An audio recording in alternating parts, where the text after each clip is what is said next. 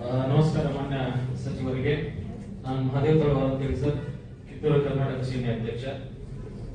ಬಹಳ ಸಂತೋಷ ಆಗ್ತಾ ಇದೆ. ತಾವು ಪ್ರಥಮ ಬಾರಿಗೆ ಗಡಿ ಉಸ್ತುವಾರಿ ಸಚಿವರಾದ ನಂತರ ಬೆಳಗಾವಿ ಬಂದು ಸಭೆಯನ್ನು ನಡೆಸ್ತಿರುವಂತದ್ದು. ಅದಕ್ಕಾಗಿ ಎಲ್ಲ ಕನ್ನಡ ಪರ ಸಂಘಟನೆಗಳ ಪರವಾಗಿ ನಾವು ಕಿತ್ತೂರು ಕರ್ನಾಟಕ ಸೇನೆಯಿಂದ ತಮ್ಮನ್ನ ಮತ್ತೊಮ್ಮೆ ಅಭಿನಂದಿಸ್ತೀವಿ.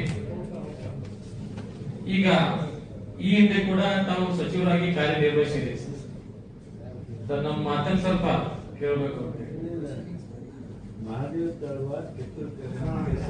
ಧನ್ಯವಾದ ಸರ್.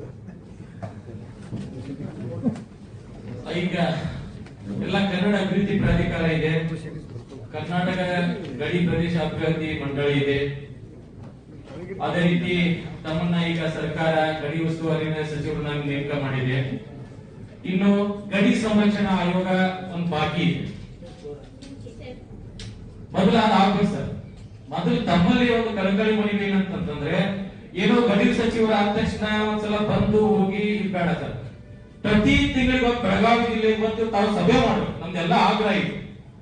ತಾವು ಸಭೆ ಮಾಡಿದ್ರೆ ನಮಗೊಂದು ಶಕ್ತಿ ಬರ್ತದೆ. ಇಲ್ಲ ಅಂತಂದ್ರೆ ನಾವು ಅನಾಥ ಪ್ರತಿ ನಮ್ಮನ್ನು ಕಾಣ್ತದೆ. ಅದಕ್ಕಾಗಿ ಗಡಿ ಸಂರಕ್ಷಣಾ ಆಯೋಗವನ್ನ ಆದಷ್ಟು ಶೀಘ್ರದಲ್ಲಿ ರಚನೆ ಮಾಡಬೇಕು. ಮತ್ತು ಏನು ಗಡಿ ಪ್ರದೇಶ ಅಭಿವೃದ್ಧಿ ಮಂಡಳಿಗಳಿದೆ, ಈ ಎರಡು ಪ್ರಾದೇಶಿಕ ಕಚೇರಿಯನ್ನ ಸುವರ್ಣಸೌಧದಲ್ಲಿ ಸ್ಥಾಪನೆ ಮಾಡಬೇಕಂತ ನಾವು ಎಲ್ಲ ಕನ್ನಡ ಪರ ಸಂಘಟನೆ ಪರವಾಗಿ ಆಗ್ರಹ ಮಾಡ್ತೀವಿ ಸರ್.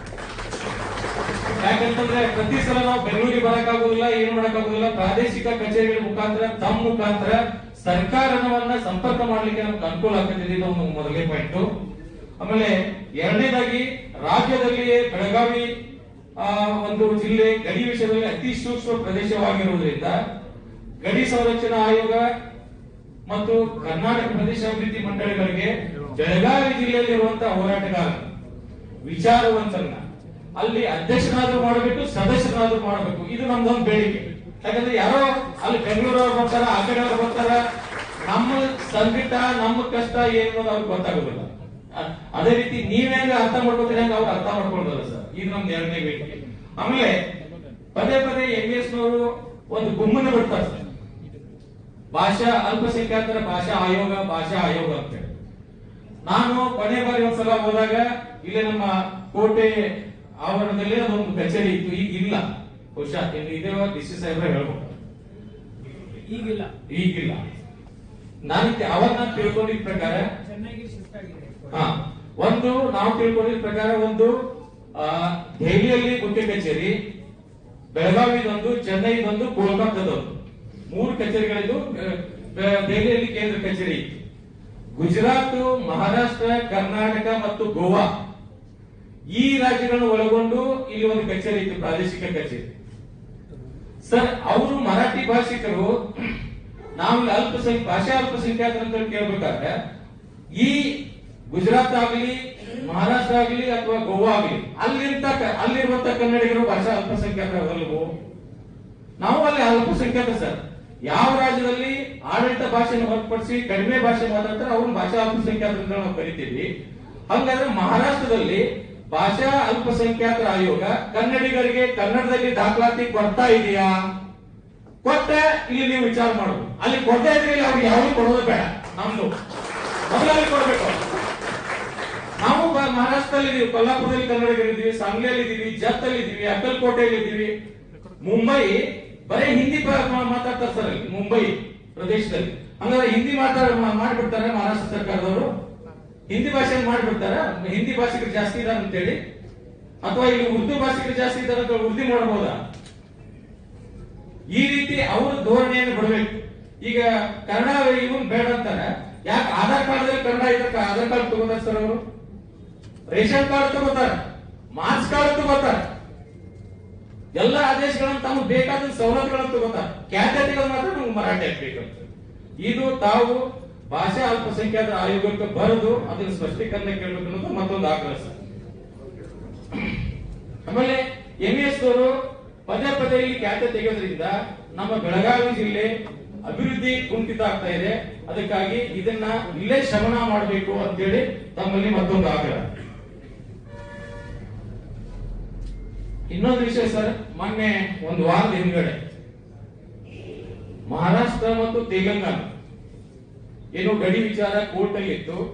ಆ ಗಡಿ ವಿಚಾರ ಕೋರ್ಟ್ ಅಲ್ಲಿ ಇದ್ದಾಗ ಅಲ್ಲಿ ತೆಲಂಗಾಣದ 14 ಹಳ್ಳಿಗಳನ್ನ ಮಹಾರಾಷ್ಟ್ರಕ್ಕೆ ಸೇರಿಸಬೇಕು ಅಂತೇಳಿ ಒಂದು ಊಹಾಪೋಹನೋ ಆದೇಶ ಆಗಿತ್ತು, ನಮ್ಗೆ ಗೊತ್ತಿಲ್ಲ.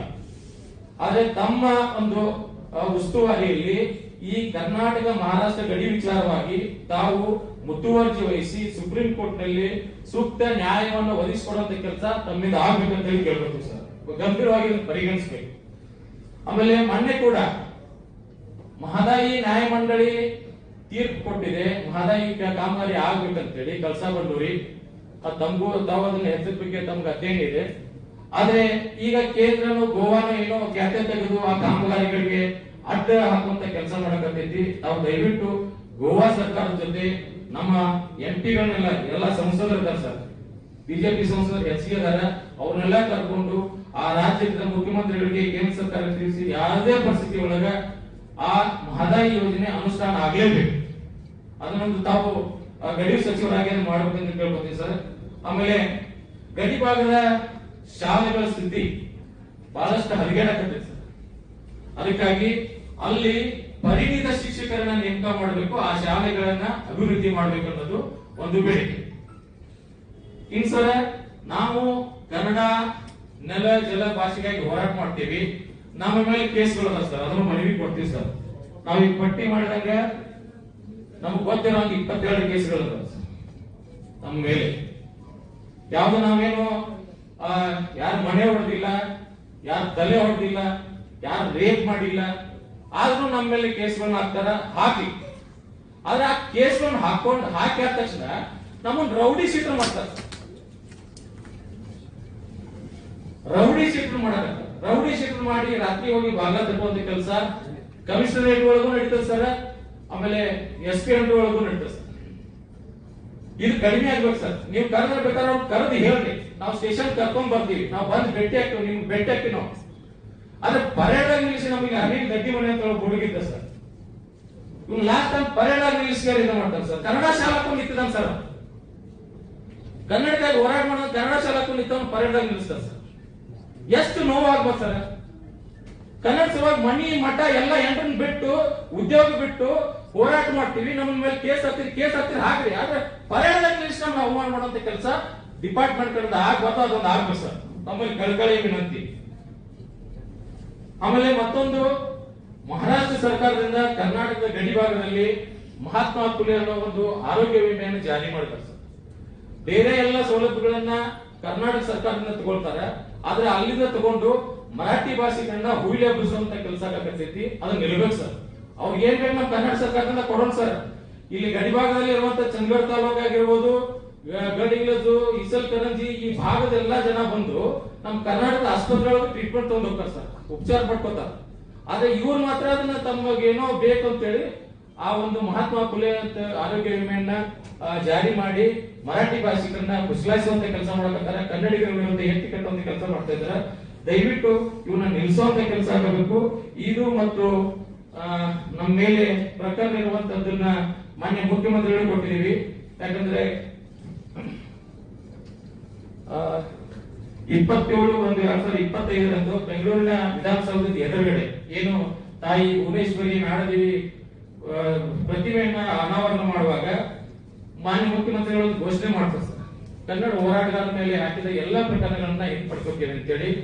ಅದಕ್ಕೆ ಮಾನ್ಯ ಅಭಿವೃದ್ಧಿ ಪ್ರಾಧಿಕಾರದವರು ಬಂದಾಗಲೂ ಕೊಟ್ಟಿದ್ದೀವಿ, ಮಾನ್ಯ ಮುಖ್ಯಮಂತ್ರಿಗಳು ಕೊಟ್ಟಿದ್ದೀವಿ. ತಮ್ಮ ಮುಖಾಂತರ ಕೂಡ ಇದನ್ನು ನಾವು ಸರ್ಕಾರಕ್ಕೆ ಸಲ್ಲಿಸುವಂತ ಕೆಲಸ ಮಾಡ್ತೀವಿ. ದಯವಿಟ್ಟು ಕನ್ನಡ ಹೋರಾಟಗಾರರ ಮೇಲೆ ಹಾಕಿದಂತ ಕೇಸ್ಗಳನ್ನ ಎಲ್ಲವನ್ನು ವಾಪಸ್ ತಗೋಬೇಕಂತ ಹೇಳಿ ಎಲ್ಲ ಕನ್ನಡಿಗರ ಪರವಾಗಿ ತಮ್ಮಲ್ಲಿ ಮನವಿ ಮಾಡ್ಕೋತೀವಿ. ಈ ಮನವಿಯನ್ನು ನಾವು ಕೊಡ್ತೀವಿ.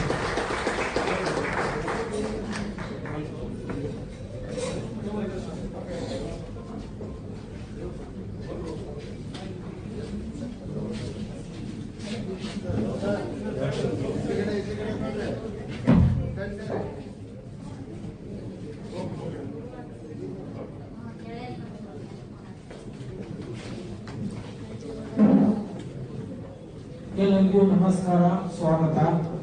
ಅಖಂಡ ಕರ್ನಾಟಕ ರಕ್ಷಣಾ ಸೇನಾ ವೇದಿಕೆ ಸಂಸ್ಥಾಪಕ ರಾಜ್ಯಾಧ್ಯಕ್ಷ ಪ್ರೇಮ್ ಚೌಡ. ಕನ್ನಡ ಉಳಿಬೇಕಾದ್ರೆ ಇನ್ನು ಮುಂದೆ ಕನ್ನಡ ಸ್ಕೂಲ್ಗಳನ್ನ ಸರಿಯಾಗಿ ರಿಪೇರಿ ಮಾಡಬೇಕು, ಹೊಸ ಸ್ಕೂಲ್ಗಳನ್ನ ಓಪನ್ ಮಾಡಬೇಕು. ಇದ್ರ ಜೊತೆಗೆ ಶಿಕ್ಷಕರ ನೇಮಕ ಸರಿಯಾಗಿರ್ಬೇಕು, ಅವ್ರ ಪಾಠ ಸರಿಯಾಗಿ ಮಾಡ್ತಾ ಇದ್ದಾರ ಇಲ್ಲ ಇದು ಪರಿಗಣಿಸಬೇಕು. ಇದು ಆಗ್ತಾ ಇಲ್ಲ. ಕನ್ನಡ ಉಳಿಬೇಕು ನಿಜವಾಗಿ ಅಂದ್ರೆ ಕನ್ನಡ ಬರಹಗಾರರು ರಾಜ್ಯದಲ್ಲಿ ಎಲ್ಲ ಜಿಲ್ಲೆ ತಾಲೂಕುಗಳು